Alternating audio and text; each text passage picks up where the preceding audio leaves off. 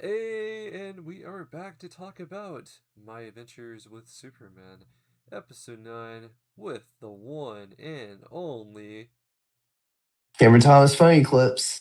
man. Can you believe it? That it's already like the semi before the big finale. I didn't even believe it last night whenever you told me. Like, dude, it just doesn't feel like it, and it feels like everything just comes down too fast. It's just insane like that.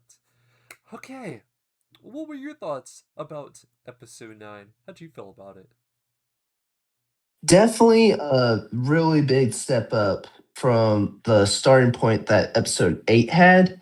I will say I do like how I was kind of surprised this is more kind of Lois focus than Superman focus. I was pretty sure Superman was going to be most of the runtime of this episode, but no, it was actually Lois. And I mostly think they made a good job on that part because then it sets up the big epic finale.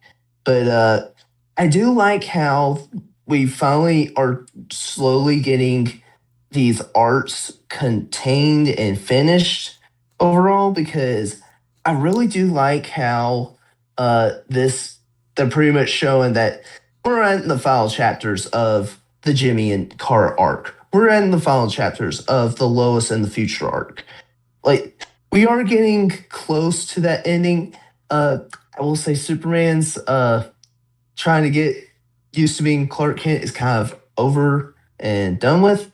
But it does seem like they're focusing on the two major arts, is what it is, rather than adding more and overpiling the finale, which I thought was a really good part because that is something that this season has been messy with, is where we get a new arc in like two episodes and then it's never used again and it's brushed off to the side until like three episodes later, we finally finished the arc, even though it's not been discussed since then.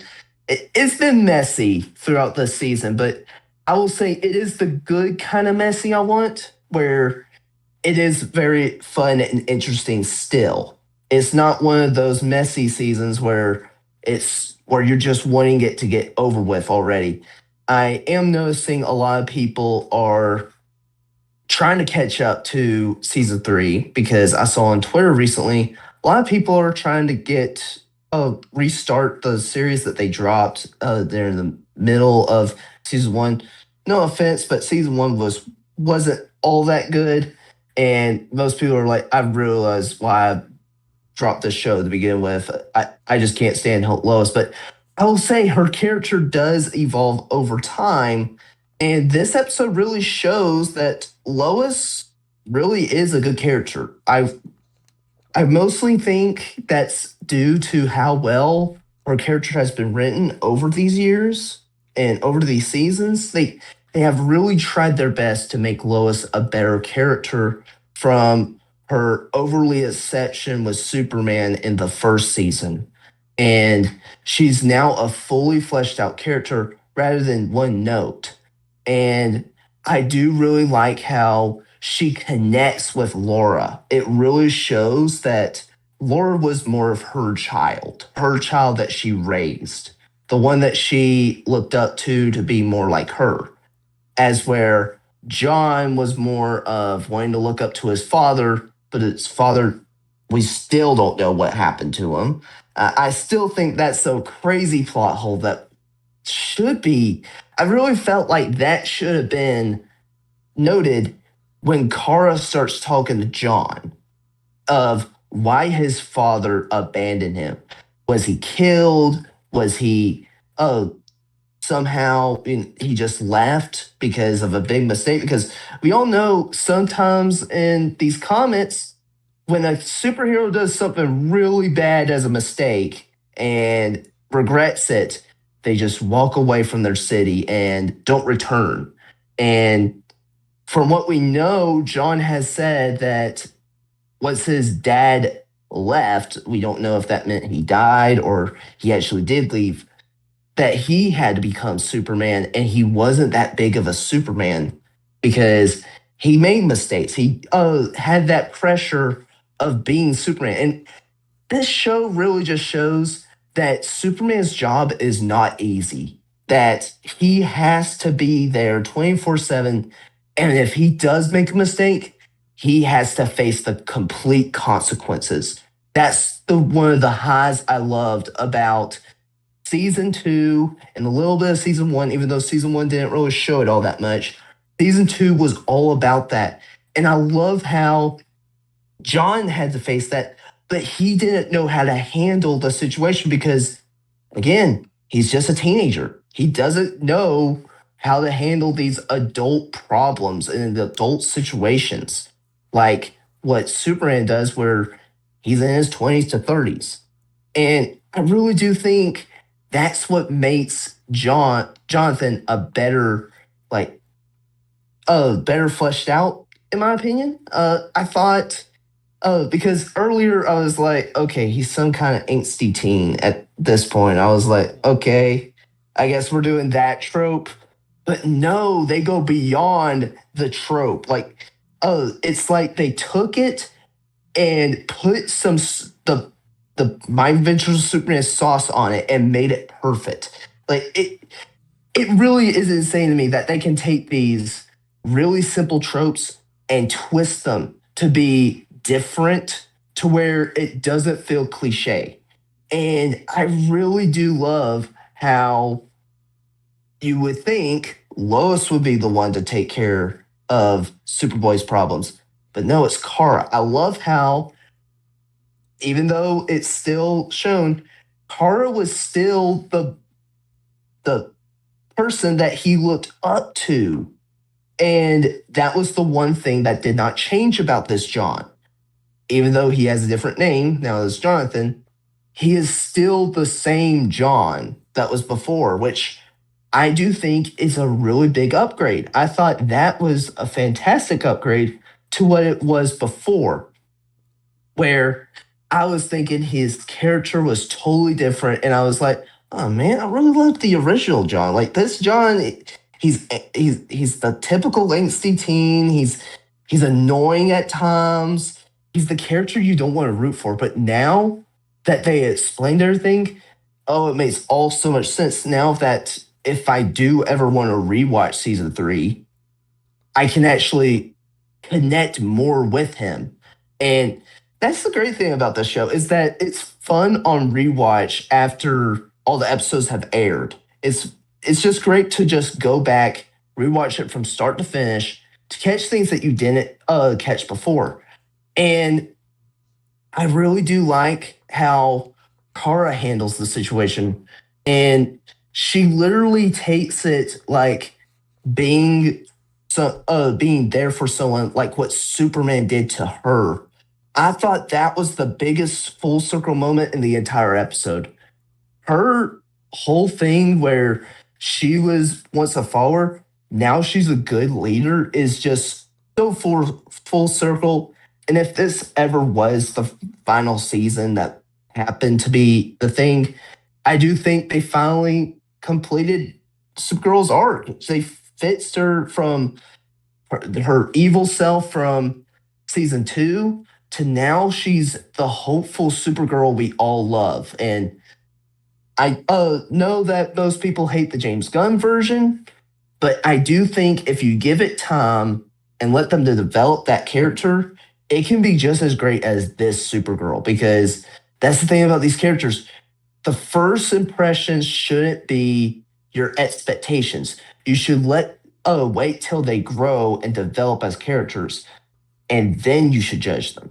Because by the time when you get to where the judgment is just, oh, I hate how this character does this, well, at that point, you done messed up the entire character and you've lost the point in critiquing it because your opinion is bound to change when they get back to it. But I love how they were on the moon, and it's a different place that we haven't seen. I'm very surprised because when I was watching, I was like, we're barely in space in this show when Superman in the comics is known to go on cosmic adventures with other supers and stuff. It's very refreshing when they do go to places that are different than Metropolis and or a different side of Metropolis or something like that. It is very refreshing to see. And I just think that whole scene was like the full development of Jonathan and Kara. It was the perfect scene that should have happened, and I wouldn't change a thing about that scene. Now, as for Lois, I do love how she notices that she can be a good mom because Laura literally straight up says, "You were, you're, that's literally what my mom told me." And she was like, "Wait, I was a good mom?" And then she hugs her and everything. And it was just heartwarming to see. I love these heartwarming moments in the show because it makes the action higher up, but also the drama in the aspect of it being very good as well. And I really do like how when Jonathan comes back, the first thing Lois does is hug him, making sure he knows that he is loved. And I thought that was just perfect. And in my opinion, I think Lois's arc is done with the future. I think we're done with that. And all we're needing to focus on is the future aspect arc of it and also the Jimmy and Kara stuff, which they did have a small scene in this, but like I said, I do like how we get a callback to Carl loving hot dogs and Jamie loving hot dogs, and they kind of have like a small little moment where they eat hot dogs together, like when they first met, which is one of my top tier favorite scenes of the show, and it was just so great to see Jimmy and Cara not arguing, and they're finally healing, is what it is. Like I saw so many people being uh like the actual My Visual Superman was like, uh, so are people just stuck with remembering of it being on a streaming service and the whole season is on the streaming service and they just dump it on there? Are people just so used to that to the point where people can't remember the plot week by week? And I was like, that could be the thing is that people do forget, and that's why this arc has hurt the show a little bit. But for me, thinking about it week by week, keeping it in my head, it's worked on me. I think the whole Jimmy and Cara thing actually works. It's peak in my opinion. Now, as we get to the Superman stuff, uh, I do like how Brainiac it is told that Brainiac took over the the Fortress of Solitude, which I don't think I've ever seen in Superman media ever. I know I haven't seen it in animation or live action, but I don't know about comics because I'm not really much of a comic guy. But I will say I do really do like how Brainiac can really take control of everything, really making him kind of hard to trap. That he's always going to be there. They can't get rid of him no matter what. And I love how he was able to take away Clark's powers, which still isn't revealed how his powers are connected to the Fortress of Solitude and how they're able to just deactivate it like a switch or a light switch or something. Uh, it's very confusing, but as the Fortress of Solitude in DC lore, that is where his powers are connected somehow, some way, and that's also where all of his memories are. But I do really like how uh, they use the Fortress of Solitude to kind of use like a hologram type thing where he is forced to conquer these aliens that were supposed to honor him is what it was. And I do really like how we see him at first going to attack these guys, but then he's like, wait, the Superman way is to everyone's equal. And that's when I was like, oh, I see what he's going to do. He's going to play the game, but his own way. And he befriends this alien. He takes him back to his tribe. Uh, he fights a some kind of alien being. And when I saw that, I was like, okay, so I wonder if this character. I was wondering if he was going to be some kind of side character that was going to be a part of Clark's journey, but no, he kills him off. And I was like, okay, it kind of makes sense. He was a beast. He wasn't fully. He didn't have human-like features. He was mostly a beast. So, and usually with Superman, if he does fight and he does defend himself, it's usually to make sure he doesn't die. And I really do like how he's caring for this guy. He's using the sword as his way to hold his arm in place. It was a very unique way of doing something like that. And however, now the when they do get to the thing to the tribe and everything, I was very worried about what was going to happen if he was going to get full control of Brainiac, because my prediction of this episode was that Brainiac was going to take full control of Superman again, and we're going to do this whole evil Superman trope all over again. That we're gladly done with. And Superman media now, I'm glad we're done with all that, because those were dark times for Superman, because we could not have the hopeful Superman because the dark Superman was just so popular because of the DCU. And I do like how this was a way to give us a backstory, a small backstory, not much, but we do hear that Brainiac does say that he once lived on a planet, and just like what happened before, he ended up serving another person, because the powerful are ruled by the weak, and the weak are controlled by the power. And I do like how it kind of shows why Brainiac is so overpowered and everything, and wanting more power over everything, and wanting power over Kryptonians because they're the most powerful race.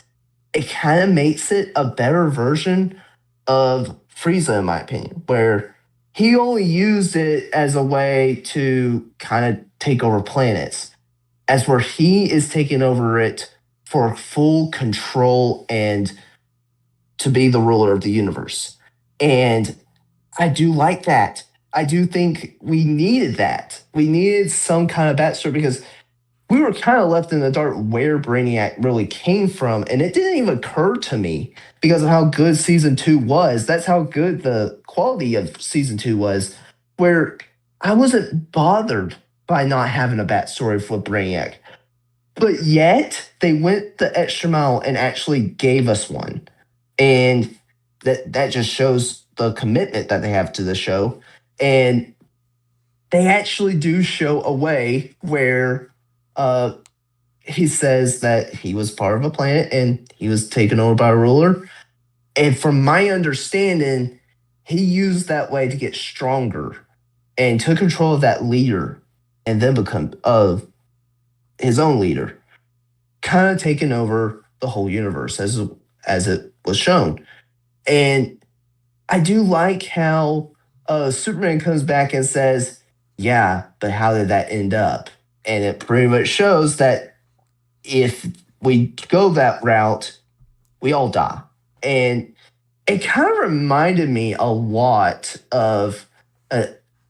Don't think I'm stupid or anything, but my brain just went straight to Spies in Disguise by Blue Sky Studios, like where, because that whole movie was about if we fight fire with fire, we ended up both getting burned. And they're saying there are other ways to deal with these kind of things. It kind of reminded me of that, but in a way that Superman does it. And I did really like how they fixed a lot of the problems with this season, and actually making Superman want to go full out. to defeat Brainiac. And once that happened, he gets rid of the hologram and everything.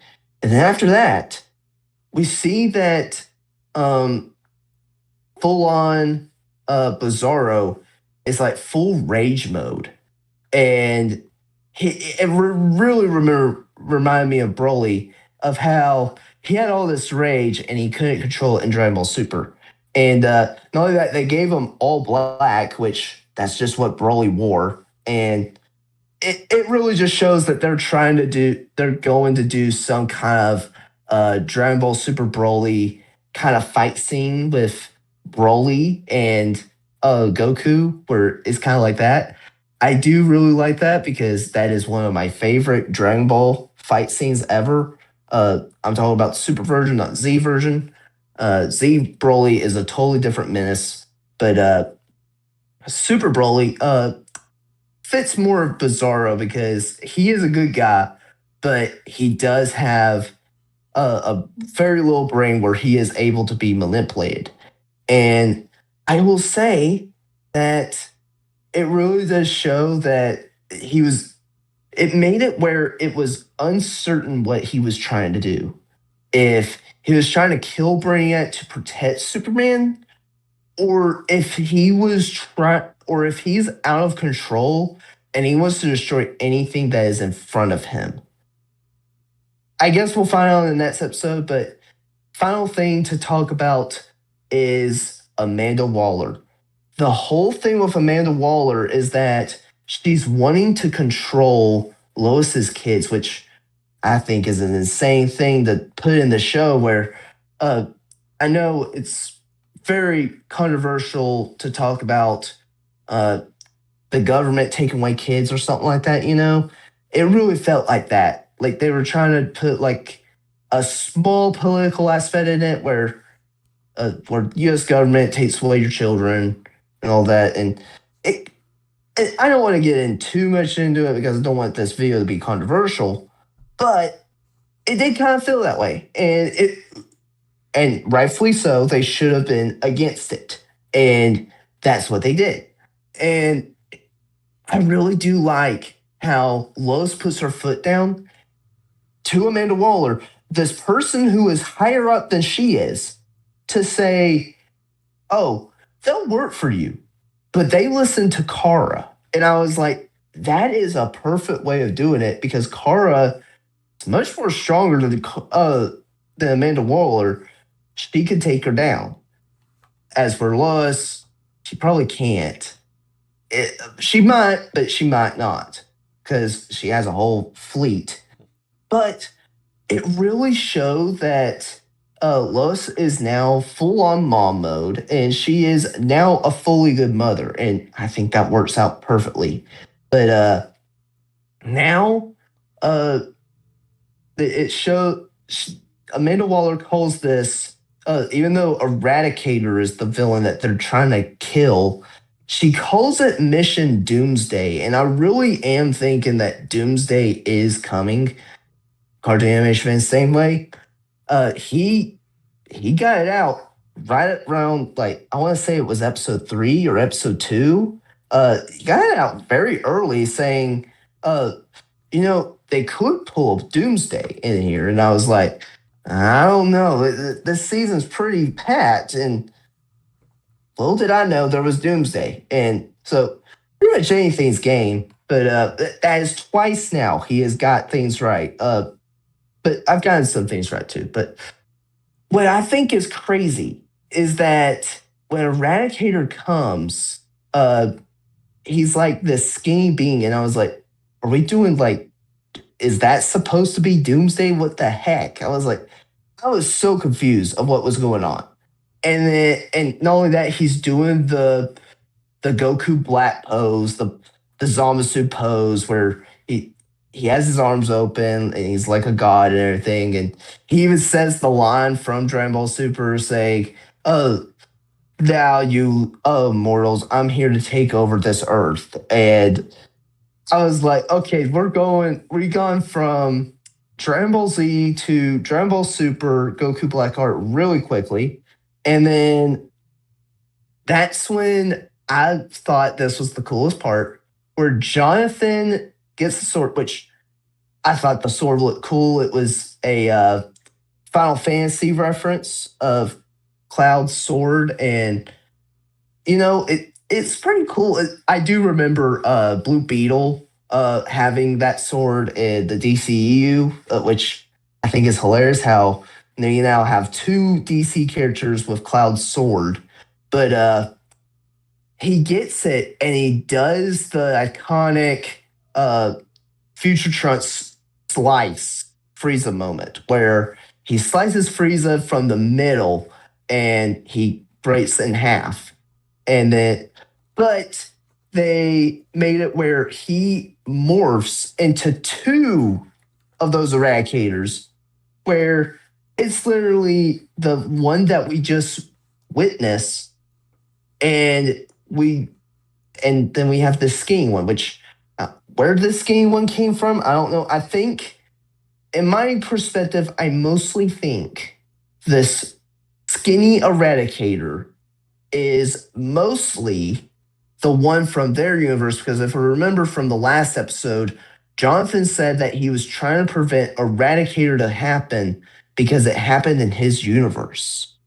And this must be that Eradicator from his universe, pretty much showing that this is an alternate timeline, but it does affect from this past, which I think is the most confusing thing. Because the thing about Dragon Ball Super, how in Dragon Ball Z, they made it pretty simple. Whatever Future Trunks affects in our main timeline doesn't affect his timeline because they're both alternate universes. But it made no sense for this one because I was like, okay, that makes no sense. But maybe they'll explain it somehow or with the multiverse theory or something. But I just couldn't get into that. It was so confusing. It made my mind boggle a little bit. But I will say this whole introduction to Eradicator was so big. I was like, this fight is gonna go insane. And I noticed from the promo for next episode, they don't even show Superman in this fight. I think they're gonna lose this fight. And then Doomsday's gonna show up. And then Superman's gonna come late because he's dealing with Brainiac. And then he comes out in the black suit.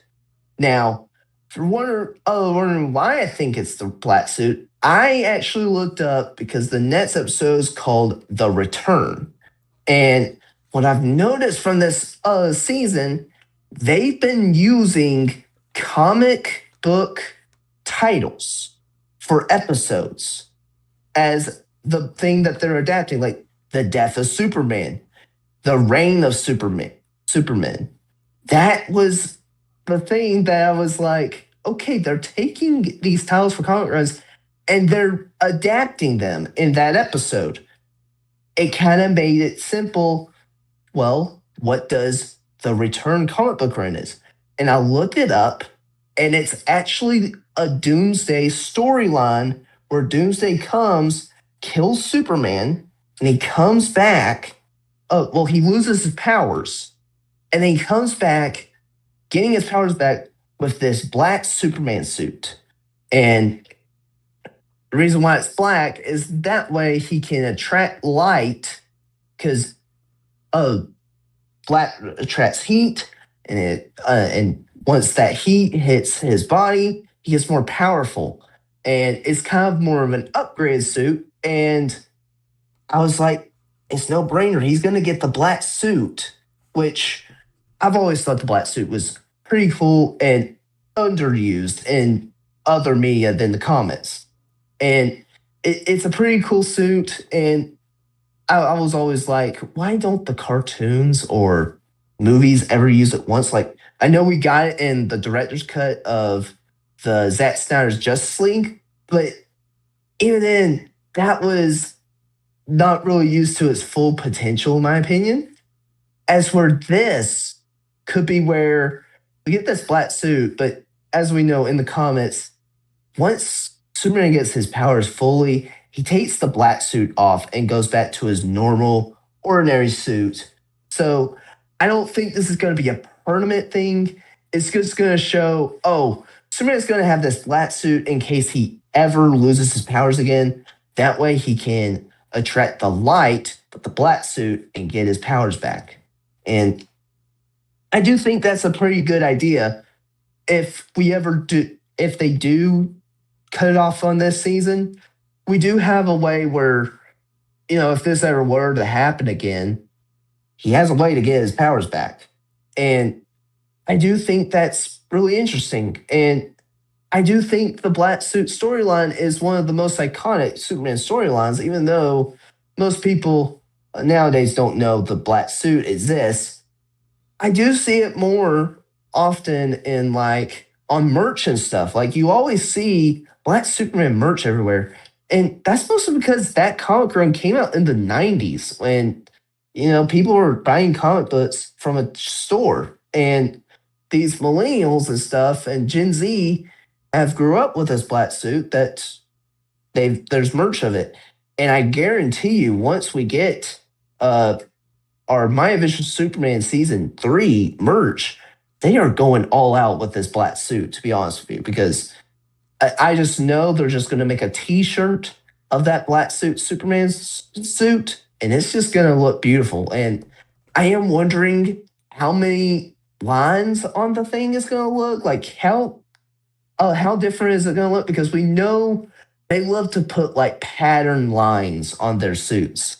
So that's going to be another thing. Will that pop out or will it be eye bleeding like what they did with the final suit in season 2 where he had no trunks and he almost the suit kind of looked naked without it. And but I do really hope we see some awesome things in this finale because it is looking like we might get a decent finale. If not a decent finale, then uh, season 2 just a bit, but it could not be as great as season 2, but it could still be a great finale, like what season 1 was. But at the end of the day, I do really think this black suit thing could really be a really cool aspect of the show and could be one of the most memorable things of the show, kind of like how people always remember the the Kara and Clark punch that they did to Brainiac in season 2 in the finale. I agree. I agree. So I was coming into some stuff. There's a good chance that we may see Doomsday, but at the same time, we could see where, the target ends up vanishing. Superman's too powerful for him, and he has to escape. Then he goes back to the past, and that's where Doomsday is going to be created. And then we'll have a crazy next season, along with the Green Lantern series, because there's also this theory where now that you throw time travel, space is going to be a part of it. So random new villains and other things are going to appear. And I think that's partially is what's going to be making up this Green Lantern universe is because of what's going on currently in the season. Also, a part of probably why Jessica Cruz gets her powers, which could be revealed within the timeline of whatever we saw her, that she ends up getting access to the ring. Does it just fall down like a star? Does she randomly have to get into combat? We don't know yet. But getting back to the Superman episode, it was sick. It was epic. It felt like a third episode, not like a semi finale. It felt like the third episode. When you get to your semi, they're mid battle, then finale. I was getting the vibes of a Bleach Thousand Year Blood War whenever Ichigo was away and he was training. Everyone really needed him, and that's gonna be what I could see happening in this next episode. Everyone's like all hurt, all messed up, and then we see the black suit Superman, like you're saying, and it's just gonna be insane. A very memorable moment of this entire series and this season itself. And I feel like it's going to make up for a lot of the mistakes they've made in the season. They're trying to throw a lot of stuff at once. And like now that I'm looking at it, we're definitely going to get another season, but that's where I could see it being maybe the finale, and then later on they bring the series back. I don't think they're gonna quit doing My Adventures. Obviously, with Green Lantern, they're wanting to explore new ways, new things. Like we get something crazy like a My Adventures with Blue Beetle. He would kind of fit something similar. So it's gonna be opening up so many weird things, and I'm just excited what it's kind of set up. Another thing I got talking about is the whole idea with Brainiac being expanded to lore wise. That is something really cool, actually. They do actually give us a better understanding of why he was an alien at one point. And it'd be nice to know how he even became cyborg esque. Because technically, he's a shapeshifter like Martian Manhunter, sort of, which I Hmm. thought is something that's not really explained. I wonder if, in some way, I was looking this up in between this because it had me thinking, are him and Martian Manhunter related? I mean, probably not, but that was something that was like, that'd be kind of funny if they were trying to connect that, and that's like something we see down the road. Uh, Another thing I was thinking about is how Superman is going to sort of come to an understanding of what Brainiac's heart has been seeing this whole time. He's been mistreated. His people were essentially, they came to invade, and then they were more than likely enslaved by the Kryptonian, and that's kind of what we kind of came to an understanding of in a weird way. I don't think that was the full untelling of everything. Do I think they came as invaders originally? There's a good chance, and then they were enslaved by the Kryptonians to follow this like hierarchy. Because I do think the Kryptonians were treated as supreme in their kingdom, I guess, or planet. That was God, I feel like I'm going all over the place. You always do a really good job in these episodes, so it's like I kind of gotta run through a little of everything. Really awesome seeing Still. That was epic how you made the weapons.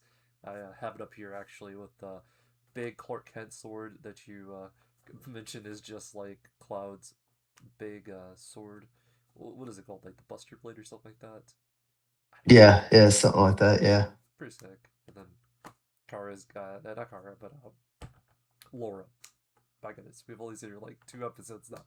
She's got like a spear, kind of reminds you of Aquaman. I mean, it's something. Um, and another really big memorable moment is whenever Kara, she sort of gets healed after double fisting 2 hot dogs, which I'm just like, dude. And then she says that one like thing where she's like, "All right," I'm like, dude, what? And then we're already going out there, just like doing this like time lapse of everyone getting prepared to fight this big threat. It just feels sort of fast paced, but I don't mind that. That's perfectly what you want. I just wish there was another episode in front of this one. It's gonna be a lot coming into this finale. Will Superman and Brainiac become friends slightly? Will Brainiac just be like, "Hey, here's this suit. Never ask me for anything again. By the way, I'm gonna be taking Bizarro and I'm gonna brainwash him in my evil ways, pretend to be his dad because he loves Kryptonians. He wants to enslave them because of something that's happened to his past, obviously." Altogether, I thought it was super epic. What would you rate episode 9 of My Adventure Superman season 3?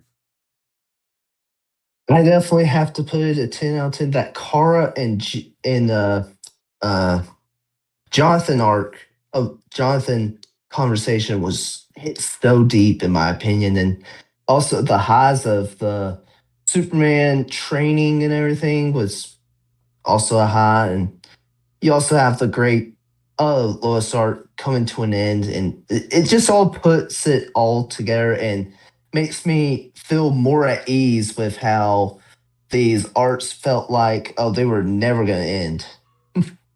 True. True, true, true. I give it an 8.8. I think it's interesting what they're doing here. And I was wrong about Lobo. I don't. I think it was just. It was whenever I was searching that up. I think it was related to the Supergirl movie, and it somehow got tied into all that. I don't know what I was doing. Um, I do remember seeing something about Zod. Like, I don't know the lore of Zod exactly, but I guess it's got something to do with this finale. I'm just like, what even is that? Yeah, yeah, Zod is actually a Kryptonian that went behind the Kryptonians' bats, and actually, and in some cases, he is the one that starts the whole destruction of Krypton, and he hates Kryptonians, is what it is, and wants to be beyond that race, is what it is. That's interesting.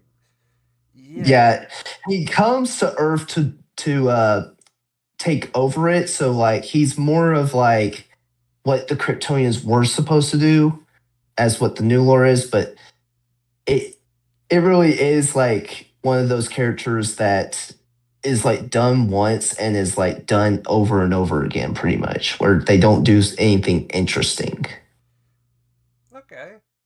Okay. That is, yeah, they're doing something with Zod currently. They do a lot of stuff with him off and on, so I knew he was one of those bigger characters, kind of like Lex Luthor, actually. Funny enough. It's kind of crazy. Oh, that reminds me of Let's Live there in this episode. Yeah. I did I did really like how Jimmy stood up to Lex and said, I know you're afraid, but uh I'm human too. And those aliens are the ones that are helping us. Fits your message. And he's like, I'm trying to get away from this sinking ship. The ship you created is like they help you get rid of your mistakes that you created without no return of things. And he's like, maybe you should try being the hero this time that you say you are. And I was like, that is very interesting. I am wondering if he will get like the suit. I highly doubt it, but wouldn't it be cool to see him in the Letso suit? I would like Just it. saying, Yeah, I would like it. Yeah. it would just be sick. And then eventually, when we could see in season four, he used that suit to manipulate Metropolis into him being the next ruler of Earth, and to because he want revenge of Amanda Waller to be the big man, and eventually fight Superman. You know, I could see that actually happening, and then we could eventually see Zod in that same season, where like the first half is us trying to stop Lex in this suit, and the second half is Zod. I could definitely see that happening. Yeah, there's so much stuff that's gonna happen, and I feel like in between all this time, we're also gonna have villains pop up that are gonna be for Superman later on in the Green Lantern series. So, kind of everything is gonna have its chance to kind of pop out. Because, of course, some of these characters that we're seeing this season are going to be a part of the Green Lantern series because they're intertwined villains. And I think that's a part of what they're going to put in the My Ventures universe is villains that they can easily fit in for other heroes to fight up against. So it's not just this jumbled mess of one-up appearances. Like, we probably won't see Livewire again in the Green Lantern series. That's being quite Oh honest. yeah. She's like on the friendly side because we even see her like join up the team. And even last season, Mm-hmm. she even helped out Lewis and Jimmy to go break into the government, which is kind of crazy. But I also really enjoyed that part where Jimmy was giving Lex Luthor a talk like a disappointed father because, well, me and you both know, and everyone out there, that he created that monster himself, literally. Mm-hmm. And it was something so slight, but it's crazy that Jimmy was the one to create him in this universe. Funny enough. Yeah, that's all I think I got. You got anything else to add? Nope, that's it. Okay. We would like to know what you guys' thoughts are on My Adventures with Superman, Season 3, Episode 9. Hope you guys stay safe. And until next time, peace out, guys.